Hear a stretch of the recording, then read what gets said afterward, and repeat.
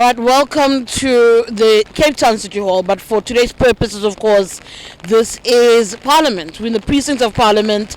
If you look behind me, it is a very gloomy day. First, let me say that.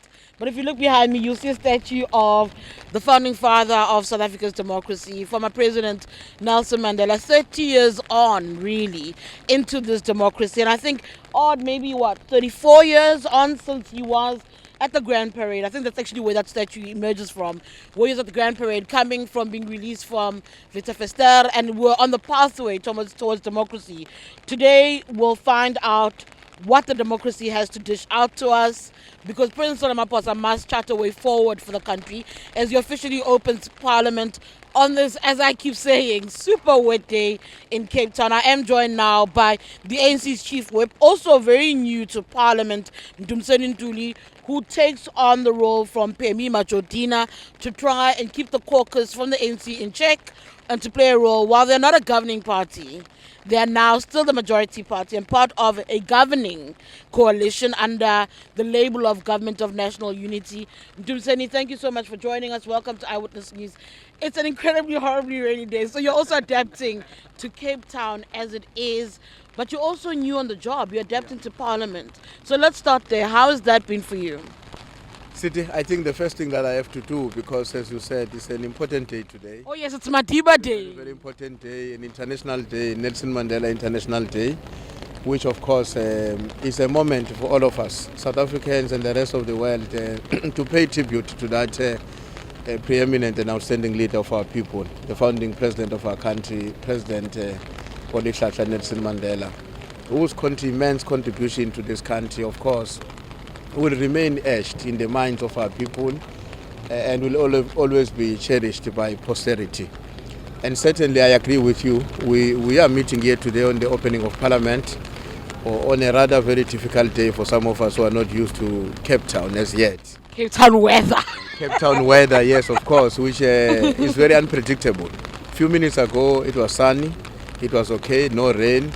And now here we are, the rain is back. I am quite certain that one, in the same way as the new chief whip of the ANC, will have to find a way to adapt so that we can be able to discharge our responsibilities in a way that is consistent with the expectations of our people. I want to, before I even delve further into your role in Parliament, part of what concerns a lot of people with the opening of Parliament is often we've seen theatrics, we've seen gimmicks. I think the last time we did not see gimmicks was the beginning of this year, where the EFF was not permitted to participate. What is your expectation for tonight as far as the sitting is concerned? It's also the first time that you'll have Umkhonto Wesizwe taking up its seat and participating in an event like this.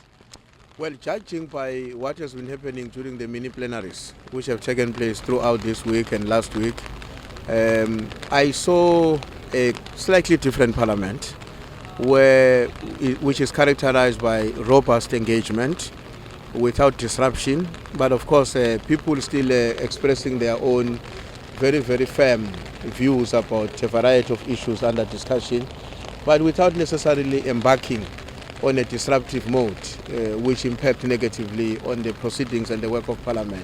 I do hope as the Chief Whip of the ANC, that even these members that have in the past engaged in that kind of a behavior would find it necessary that we've got to change the way in which we're doing things in the country, because South Africans are not inspired by that kind of a behavior.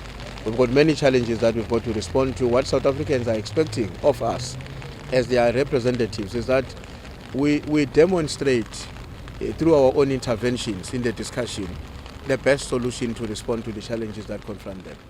There are concerns about the question of oversight. The GNU has 10 political parties. You make up around 70% really. That's concern for some of the smaller parties that are left outside of the GNU about oversight, how parties that are now part of government, which are often being effective in playing the role of oversight, will also maybe brush things under the carpet in order to protect the government of the day. How does the NCC itself, and the NC has been criticized in the past for not doing its job as far as protecting the people's interests are concerned in Parliament? Look, we've entered into the new terrain and we see ourselves as playing a role that unites rather than divides. That is why the way in which we approach the formation of the Government of National Unity, if you remember right from the onset, we invited all political parties who are in parliament, and we said to all of them, we are of the view that the country has reached a stage where we must sit together as South Africans across political divide and search for solutions, lasting solutions to a myriad of problems that are facing our people. So we don't see ourselves as a part of the GNU, being, that we're going to use our majority to bully others or to push them away and disregard whatever perspective that they may have, which will help us to overcome the challenges in our country. We are quite cognizant of the fact that we are a majority, but that doesn't mean that the best solutions to the problems of our country are always going to come from the majority. And the view of the minority is going to be centrally important, as long as it is expressed in a way that is constructive, that allows for an interaction between us who are members of parliament.